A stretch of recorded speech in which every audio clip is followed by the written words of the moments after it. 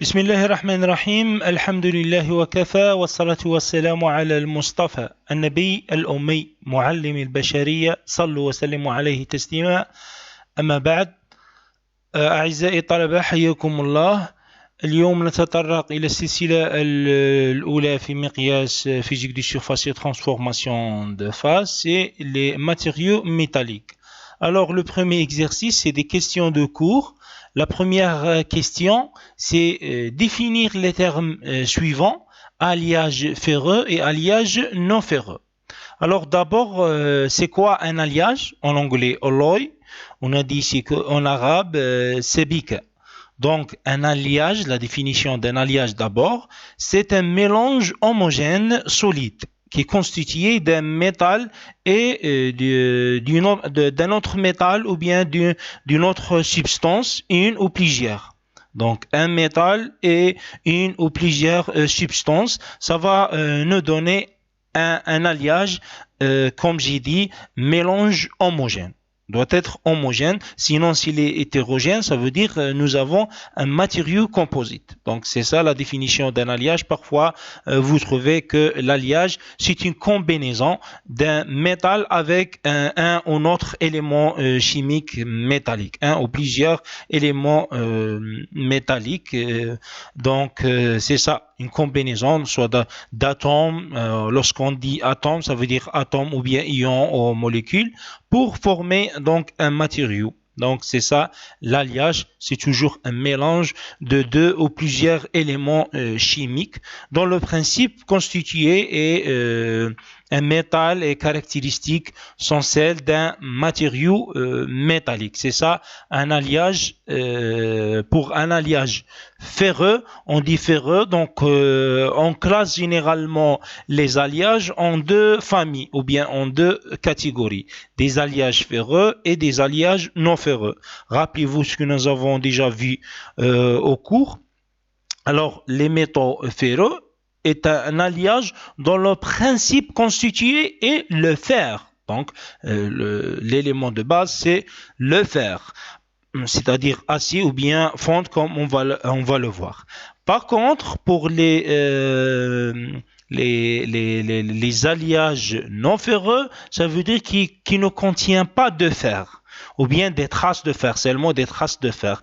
Donc, il ne contient pas le fer comme élément de base. C'est ça, donc, la différence entre les alliages ferreux et les alliages non ferreux. Non ferreux, donc, un métal ou autre que le fer, ainsi que une ou plusieurs autres substances. Donc, ça, c'est pour les métaux ferreux. Donc, et aussi il y a une autre différence, c'est que les alliages ferreux ou bien les métaux ferreux, la plupart sont magnétiques. Donc, toujours ferreux, il est magnétique, le fer.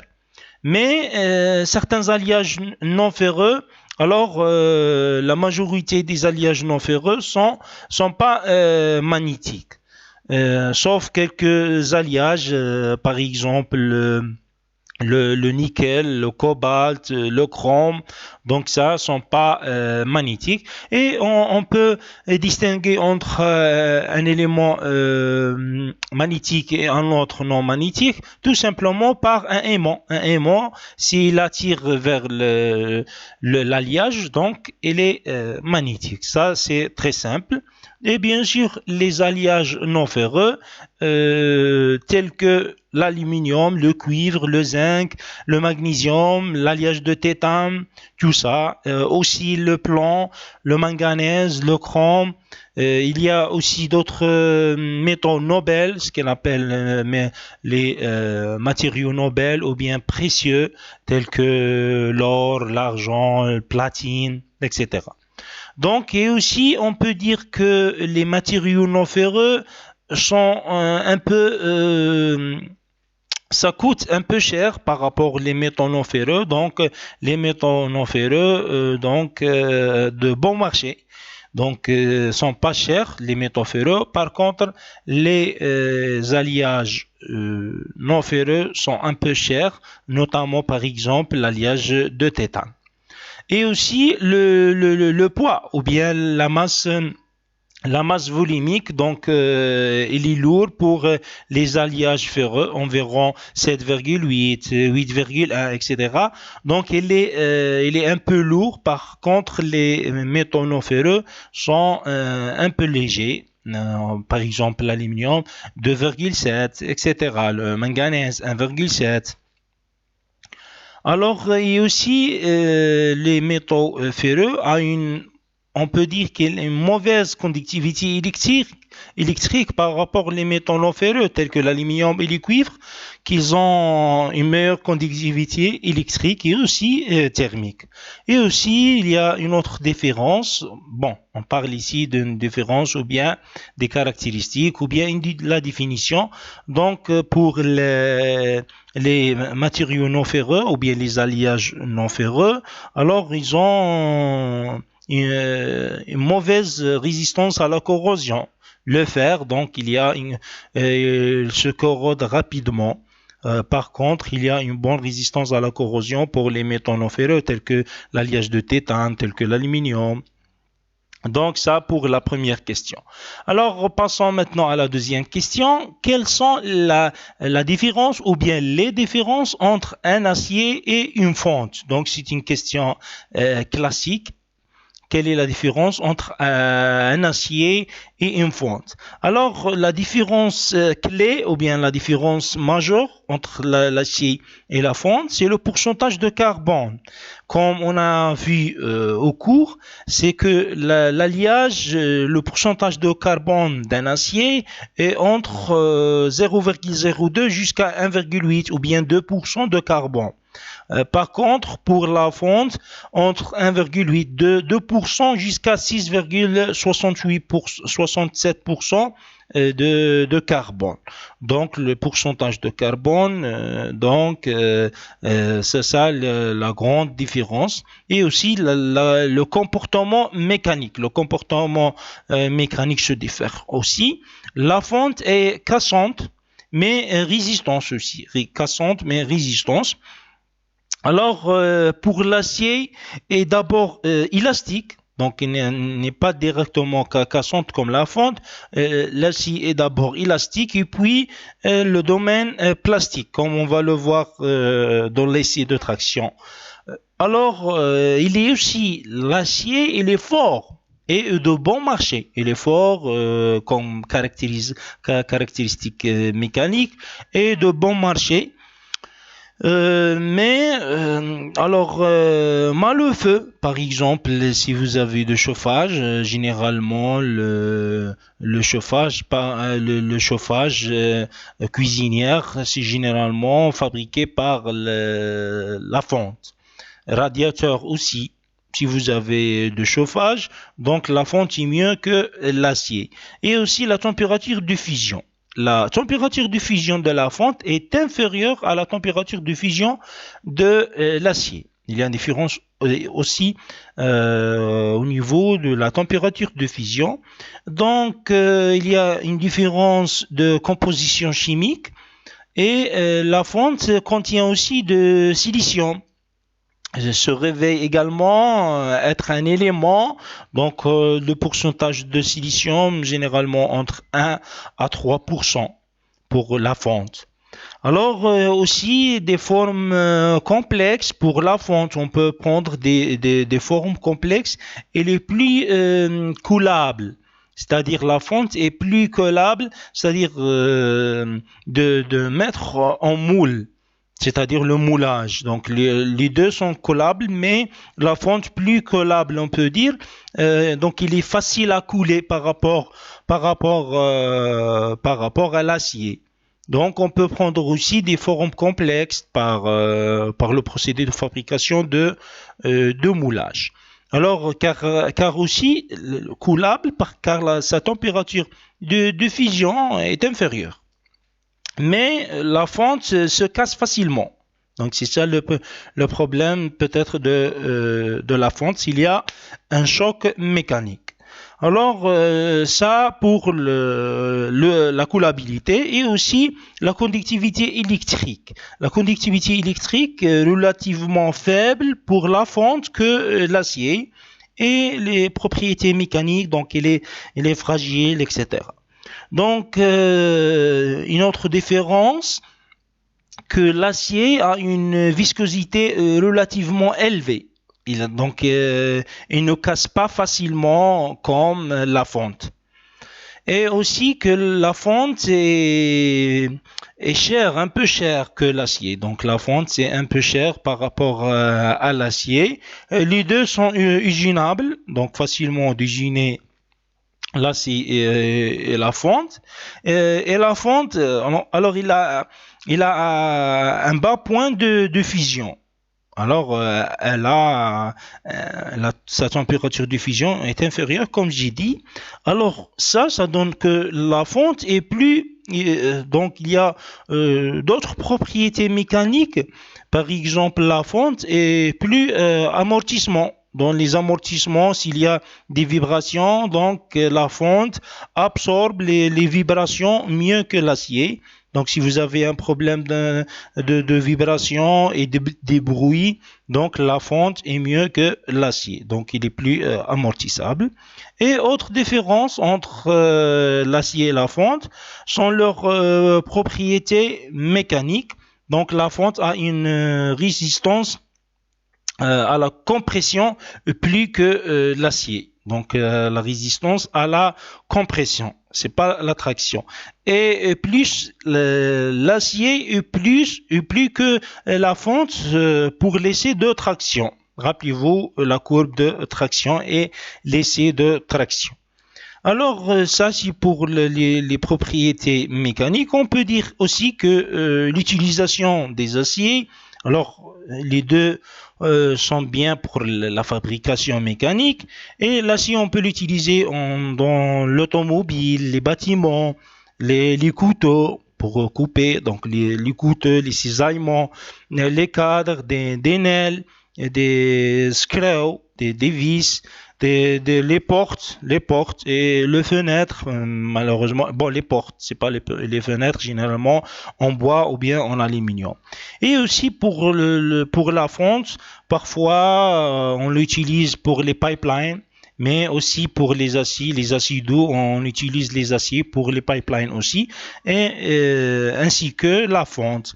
On peut l'utiliser pour des plaques d'aiguë, des radiateurs, des moteurs de voiture, et les velobrequins généralement se fabriquent en acier, mais pour les velobrequins d'un camion, généralement on trouve se fabrique par la fonte. Ça c'est la différence entre l'acier et la fonte. Alors, pour la troisième question, c'était les classes des aciers. Décrivez brièvement ses propriétés et ses applications. Alors, pour la classification des aciers, comme nous avons expliqué dans le cours, alors on a dit que chaque pays a son mode de désignation des aciers. Donc, il y a plusieurs classifications différentes. Alors, il y a aussi pour la normalisation. La normalisation, c'est-à-dire la désignation de matériaux ou bien nommer, comment nommer un acier ou bien une fonte. Alors, il y a plusieurs désignations et normalisation des aciers selon l'école. Il y a des écoles, l'école française, l'école belge, l'école britannique, l'école américaine, l'école japonaise, l'école, c'est-à-dire allemande, suédoise, etc. Alors, on a suivi l'école française.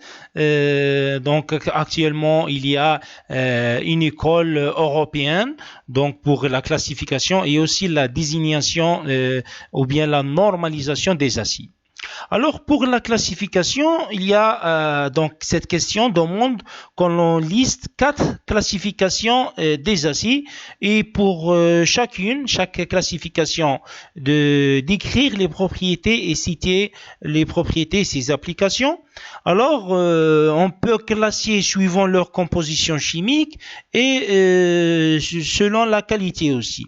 Alors, sur la base de la composition chimique, on distingue trois catégories classes des aciers. Alors, gardez dans vos têtes, ou bien vous écrivez les aciers non alliés et deux classes des aciers alliés. Alors, les aciers inoxydables et les aciers alliés.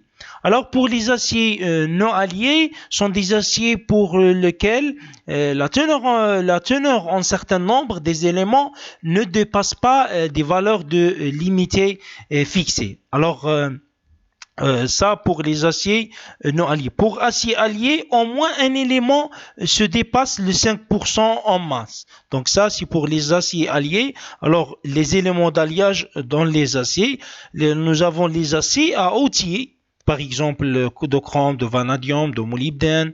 Alors se combine avec le carbone pour former un matériau très dur et composé de carbure résistant à l'usure. Donc gardez dans votre tête, acier allié, donc au moins un élément dépasse le 5% en masse. Il y a aussi l'acier inoxydable. Alors l'acier inoxydable qui contient de chrome, comme on a dit au cours. Dans le cours, nous avons vu l'acier inoxydable à titre d'exemple, le X2CrNi nickel 18-9.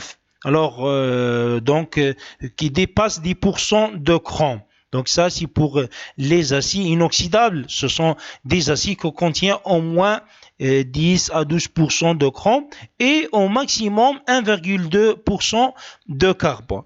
Et les aciers alliés sont des aciers répondant à aucune des définitions précédentes, c'est-à-dire ça c'est pour les aciers alliés, pardon. Et non alliés sont des aciers pour lesquels le teneur à un certain nombre des éléments ne dépasse pas une valeur délimitée, comme j'ai dit tout à l'heure. Alors,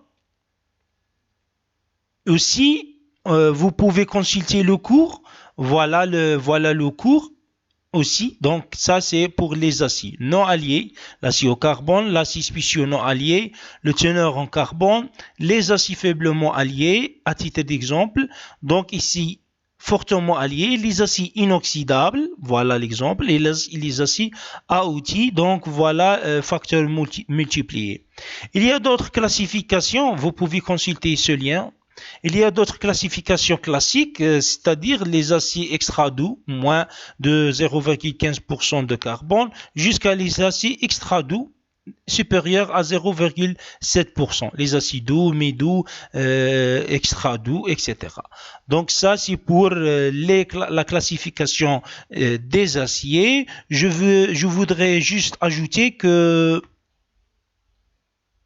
alors, rappelez-vous, les acides de construction, bien, les acides d'usage général, donc on le trouve les acides au carbone, les acides de construction des ouvrages. Le teneur en carbone dans ce type des acides ne dépasse pas 0,5 à 0,6%. Donc ça, c'est pour les acides de construction qui doivent posséder de bonnes propriétés mécaniques. Alors, on l'utilise généralement d'usage général, la fabrication des bâtiments, etc. Alors, se prête bien au formage, laminage, les procédés de fabrication. Alors, ça, c'est pour les acides de construction d'usage général. Et on l'utilise à titre d'exemple pour fabriquer de boulonneries, des pièces d'avion, d'automobiles, des vulves requins aussi, et des billes, des arbres, etc. Peut-être des engrenages, des pignons, des roulements dentés, c'est-à-dire des engrenages, c'est tout ça, donc des vis, des arbres. Alors ça, c'est pour les aciers de construction. Aussi, pour les aciers à outils, donc on a dit que ce sont des aciers au carbone allié plus de 0,5% de carbone. Alors, ils ont une bonne dureté, une bonne propriété mécanique, notamment une grande résistance à l'usure et aussi une forte résistance mécanique. Alors, ils sont ductiles, relativement ductiles. Et ces utilisations diffèrent entre les calibres, les jauges, les outils à bois, les ciseaux, cisailles, les poinçons, tout ça, donc on peut l'utiliser des aciers à outils. Alors, ça c'est pour les aciers. Donc, gardez dans vos têtes, je vous rappelle encore une fois, acier à faible teneur en carbone, usinable, soudable. On l'utilise généralement, ces applications dans des carrosseries automobiles, des formes de structures, aussi des pipelines, des bâtiments aussi. Donc ça, c'est pour les aciers faiblement alliés ou bien de faible teneur en carbone. Pour les aciers au carbone moyen, on utilise ces applications dans les roues, dans les rails, dans les rails de chemin de fer, les engrenages, les vilebrequins, des pièces de machines en général. Et pour les aciers à teneur en carbone, sont des matériaux durs, donc solides et relativement cassants. Hein. Donc c'est un petit peu comme les fentes. Et ces applications typiquement pour les marteaux, pour les couteaux, pour les cisaillements, pour les cisaillements. Et aussi, nous avons des aciers fortement alliés, notamment les aciers à outils. C'est type diversifiés ont des aciers inoxydables, comme j'ai dit tout à l'heure, ou bien inoxydables. Inoxydable ou bien inox, on dit inox, sont durs, sont des matières, des aciers durs et résistants à l'usure aussi, et surtout une bonne résistance à la corrosion. À cause de quoi? À cause qu'il contient plus de 10% de carbone, comme j'ai dit. Et ces applications sont variétés dans l'environnement. À titre d'exemple, les outils de coupe, les perceuses, les couvres, transformation des aliments à outils ou bien des outils chirurgicaux. Donc, ce sont des matériaux résistants à la corrosion, aussi contre l'acide, même acide sulfurique un peu résistant. On l'utilise dans la cuisine, on trouve beaucoup des aciers inoxydables, des cuillères, etc. Des instruments de chirurgie. Et donc ça, c'est l'utilisation des aciers inoxydables multiples dans la chimie, dans le nucléaire, dans l'alimentaire, tout ça. Donc gardez dans vos têtes que l'acier inoxydable contient au moins 10% de chrome et moins de 1,2% de carbone. Alors, je voudrais ajouter pour les aciers fortement alliés, au moins d'éléments d'addition dépassent 5%, au contraire des aciers faiblement alliés, qui aucun élément d'addition ne doit dépasser le 5% en masse. Donc pour les aciers fortement alliés, on utilise généralement dans l'aéronautique aussi, et parfois il s'agit donc des aciers inoxydables de teneur en nickel. Parfois il y a pourcentage de nickel pour les aciers inoxydables. On le classe dans les aciers fortement alliés. Pour les aciers faiblement alliés, nous avons par exemple le roulement à billes, ces applications dans les roulements à billes.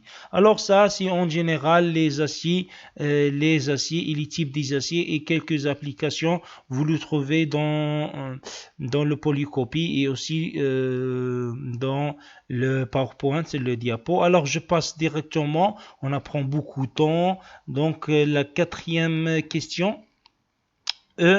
Citez 3 caractéristiques des alliages ferreux qui limitent leur utilisation.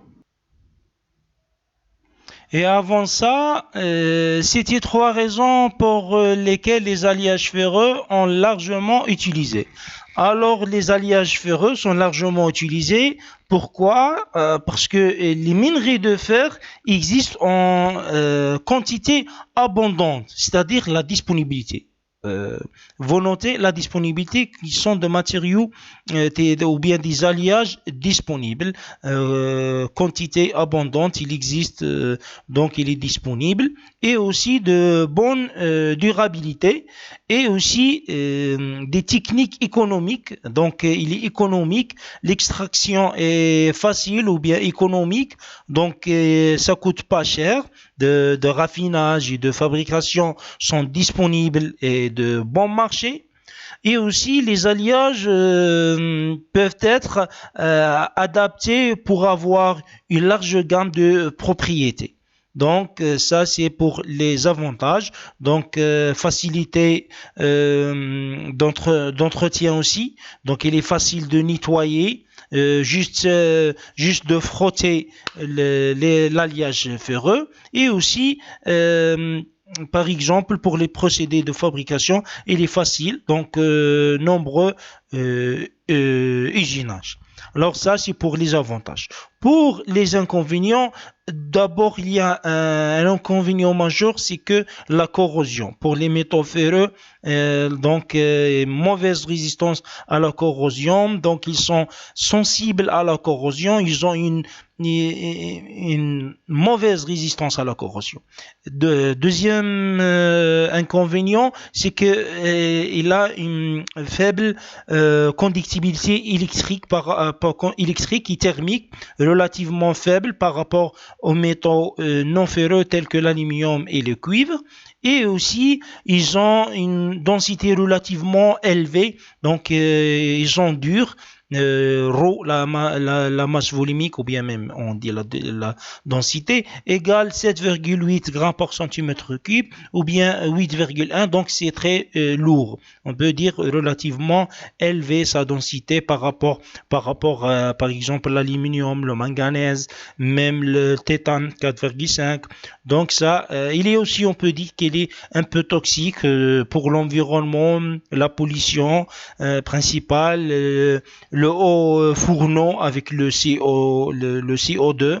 Donc ça, c'est les inconvénients des alliages ferreux. Donc, on peut dire citer trois caractéristiques des alliages ferreux qui limitent leur utilisation. C'est pas vraiment limite leur utilisation, mais c'est des inconvénients.